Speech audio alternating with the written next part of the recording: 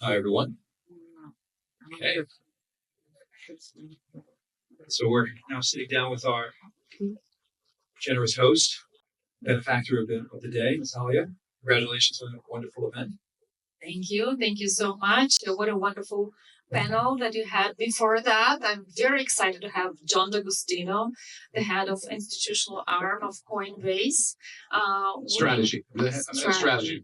My boss hears you call me the head of institutional, nothing. So thank you. But thanks for the promotion. Of course, of course. And we're thrilled to it's this notion. So before, I know you were very busy, but Joe McCann and I spoke about this connective tissue between meme coins and gamification and sort of real world use cases. There's no more valid real world or granular real world use case than buying and selling your home. From the beginning of tokenization's early concepts, this idea of using it to transact value in real estate and title has always been the golden goose, right? Everyone was shooting for it, but it didn't work for a long time. So why do you think, or how did you have this idea? And why do you think that Propy's business model is working where others have failed? You're absolutely right, John. If you read early books on blockchain, there is the first application, which is money. Let's bring money, let's make it decentralized. And the second example has been always title on chain. Everyone in the space is very excited to bring real estate on chain, the title on chain. However, obviously, it's not an easy task. Only truly dedicated entrepreneurs can take on this unsexy traditional industry and try to bring it on chain. And luckily we're not alone. But I think what made our journey special, we launched in 2017. But what made it special, I think, the believers and people who are inspired about the movement to bring property rights on chain, helping us to get to the point where we are today. So where we are at today is that we have a licensed title and escrow company, and I see some of our clients here. I'm very thankful. And the evolution of the infrastructure that companies like Coinbase and Base, there two, have built that allowed us to build somewhat user-friendly experience for people to transact real estate on chain their smart contracts without actually realizing that they're using blockchain. We did, of course, those very crypto native for degens, those user experience where you can transfer a real estate as an NFT from one wallet to another. And it's the North Star. We didn't do much of those just yet. But the majority of our volumes, we've already put over $4 billion of deeds on chain. The majority of those people transacted in fiat, and we just use smart contracts, the biggest Ethereum invention, to do the settlement on the back end of the transaction. So I think that was one of the biggest wins in the past year, especially in the previous 12 months. We've been growing tremendously, 20% on average month to month. But actually, I'd like to ask you, John, what has happened with Coinbase and the Base ecosystem that you've seen such a tremendous growth that allowed us to use the layer 2 Base to onboard our solutions to Coinbase Prime for our new escrow service. So what has happened with your ecosystem in the last 12 months? So I think two things are happening. One is we've got a phenomenal head of Base, Jesse, who deeply understands the usability component that other speakers have spoken to. So I think the biggest innovation from a technical perspective is simplifying the experience in Coinbase Wallet. That was the thing when that launched. So was this 9 months ago or so? The calls I got from friends on the spectrum of sort of degen to, so who doesn't know what degen means? The word's been tossed around a lot. Be honest. Okay, so a degen is our word for somebody who's like deeply crypto native.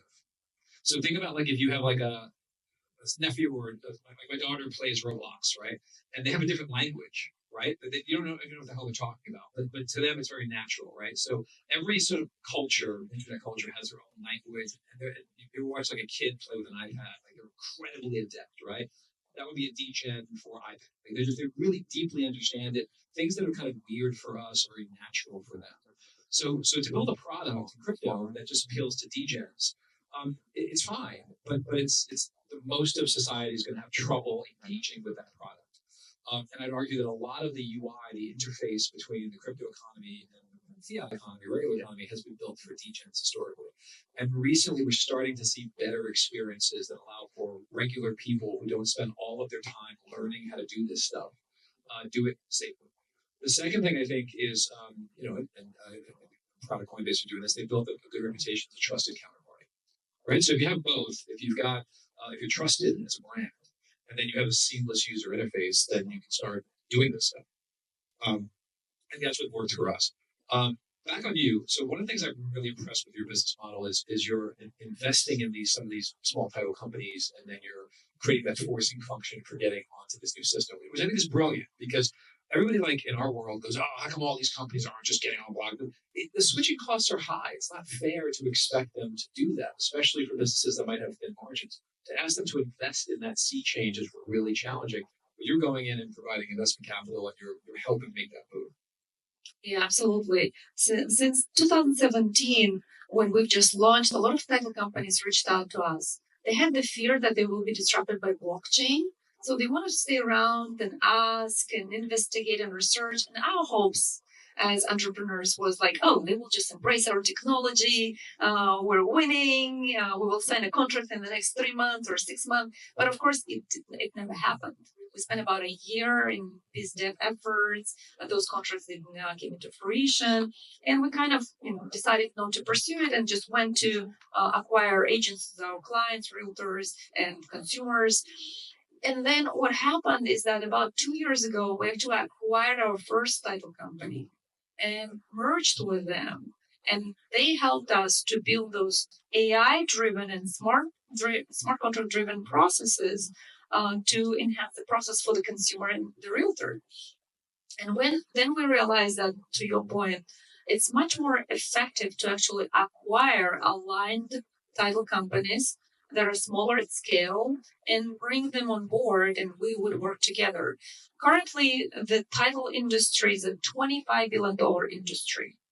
80% of the industry are led by 4 major players, and only 20% are owned by SMBs and medium-sized companies. And that's our target because they can move faster, they can adjust, they're learning. They've been learning in the past 5 years about blockchain. And of course, we have so many crypto summers and springs. With every cycle, we see more and more people interested and invested in the space, whether they own Bitcoin or they've been researching or they've been following us. So I think that has been exciting. In the next 2 years, that's our goal, to acquire as many title companies as possible and bring them to this new generation of transacting. And you spoke about generation, and that's an important distinction, right? So Joe and I were talking about how there is a bit of a demographic, it skews younger demographic in general. So the crypto economy tends to skew younger male. Firms like yours will, by definition, breaking that mold, because these will be these individuals buying and selling homes, which I'm guessing is sort of late Gen Z to early Gen X and above. Are you seeing that? Like, when are boomers going to start using? Oh, you'd be surprised. When we launched our first ever real estate NFT token that represents the real ownership of the property, and we had 2 interesting clients. One client was a software engineer, kind of a degen living in San Francisco, and he said, I would never buy real estate. So much bureaucracy. I have crypto. I'm happy with my exposure, and I don't want to buy real estate. When we introduced a property represented by a token, he said, yeah, I want to buy. So he actually put more Ethereum in his wallet to bet on this property real time than, like, I think 3 times more than the property cost. So he was ready to pay much more, the premium, just to have this experience of instant on-chain ownership transfer. So he bought this property, and it was not surprising, right? Connecting your wallet, transferring ETH, and receiving the property rights through an LLC. There is a trick that there is an LLC that recorded accounting. But the surprise to us came with the second transaction. And in the second transaction, It was a different generation representative.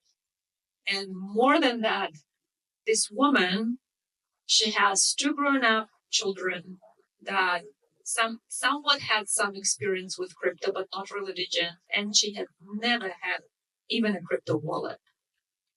And she preferred to set up a Coinbase account, learn about how to get USDC, a stable coin, will help her. Within 24 hours, she got her wallet, her USDC, $600,000, right? It's not like a $2,000 test. $600,000. She got this in her account. And the next day, when the bidding was happening in Tylo chain, she was able to acquire the property. And the revelation for us was that she trusted smart contracts and blockchain.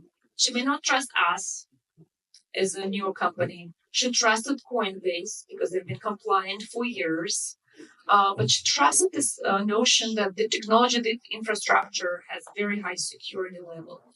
And so she acquired it, and then we interviewed her about the experience. And she said, I'd rather spend 24 hours to learn how to use crypto than 30 days of the closing process and the uncertainty and anxiety whether a transaction will happen or not. I think that's an important distinction. Is if the compression of efficiency is significant enough, people. So a very quick anecdote reminded me of what he says. I spoke at a panel years ago with a bunch of pension CIOs, and the pension CIO from New Orleans made a comment about how all of his pensioners were on direct debit versus getting mail paper checks. And the California CIO pension, oh wow, I wish I could do that, but my pensioners, these old guys, they just love their checks. And the guy got really quiet from New Orleans and said, well, after Hurricane Katrina, 25% of my county had no address. There was no physical place to mail the check. So he said something I'll never forget. He said, you'd be amazed how quickly a 90-year-old person learns to use technology if it's the difference between eating and not eating. And so that's an extreme example of a forcing function.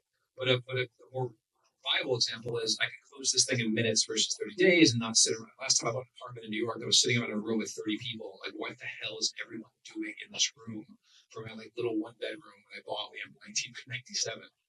So if we get that efficiency down enough, the forcing function will solve itself. Yes, I agree. Okay, so and then you've got this kind of other side of it, which is this gamified component. So to walk me through what's the connective tissue between like a boring real estate transaction and like sort of a game where you can bet on property titles and tokens around addresses. Yeah. So in the last 5 years, we were focusing on onboarding traditional players in real estate to use our technology. Realtors, title companies, mortgage companies. So they would come and transact on Propy. And normally they would transact in Fiat, right? But we were thinking about how can we bring the DGen or the crypto native community, because currently on Coinbase there are 52 million users in America alone, and I believe over 400 million users globally. So it's a huge community. And of course, we need to pay attention to this new generation. So how could we figure out to have this onboarding solution and distribution channel? And that's where we came to work together with the Coinbase team and the Base team to actually launch a gamified way to onboard people. And we launched it in March. It allows to mint a home address. So you can mint your home today or even your neighbors, mint it on Base. And Base is a layer 2 on blockchain Ethereum. And it provides very cost-effective to mint an address. You mint it just like domain, right? You can own your domain, you can own your profile picture, and you can own your address. And then when you own this address, we further tell our users, okay, it's fun, you have your own address, it costs only $5. So now how about you also add your deed on chain? So users are paying us a little bit more, I think between $50 to $100, and then automatically as a title company, we actually add your deed on chain. And the feedback I'm getting from users is that they love to have their deed in the wallet, in the Coinbase wallet, instead of calling the county or having a print somewhere in the house where they forget where it is. Now they feel like Coinbase is this custodial solution where they can keep the most important asset, of course, Bitcoin or crypto assets, as well as the deed itself. Yeah, I mean, so those who are in the real estate business, if somebody came to you and said, "Hey, I need you to prove you own your home or your apartment," how many of you would know what to do? How many of you wouldn't know what to do? How many would not? I would have no idea what to do. Right? For great talk, I would have to look up how do you exactly prove to me you own your apartment, John, in New York City. I'd be clueless. And so the notion of having that in one place, no different from my bank account, seems just logical. I want to end with this. So one of the refrains in crypto these days is everything will be tokenized, and even not just crypto, but even Larry Fink of BlackRock, he's saying this all the time. Everything will be tokenized. Joe McCann knows you to be trillions of tokens one day. Do you think that's right? Well, I would start with this notion of 2017 and 2022 when everybody was saying blockchain is the solution for everything. However, I do believe that on-chain and blockchain economy is the perfect solution for real estate because real estate is an immovable asset. It's a record. It's just a digital. Now it's digital. It used to be paper. It's a digital record in the county. That's it. And we transfer this record from one wallet to another and hopefully soon at scale. So that's why I'm very passionate about tokenization, specifically in real estate. And yes, I do believe that $300 trillion of assets in real estate has a huge potential to be brought here on blockchain and then further be the cornerstone of building the new generation of mortgage and loan products in decentralized finance. And what I'm very excited about, the recent launch that we did with Coinbase, which is crypto escrow service with Coinbase custody, where those holders of Bitcoin that are willing to buy real estate, they don't have to exit their Bitcoin right away and pay taxes. Rather, they go through the closing, whether it's 20 days or 30 days, and Bitcoin is transferred $2 for the seller payment in the end of the transaction. And there is a fascinating statistics. 11.6% of first home buyers used crypto to buy real estate for their down payment in 2022.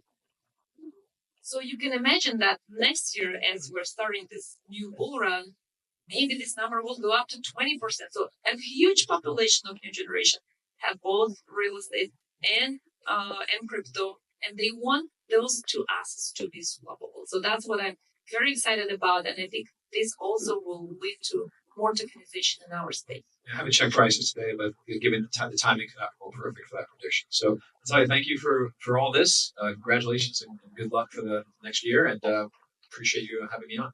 Thank you, John. Thank you so much.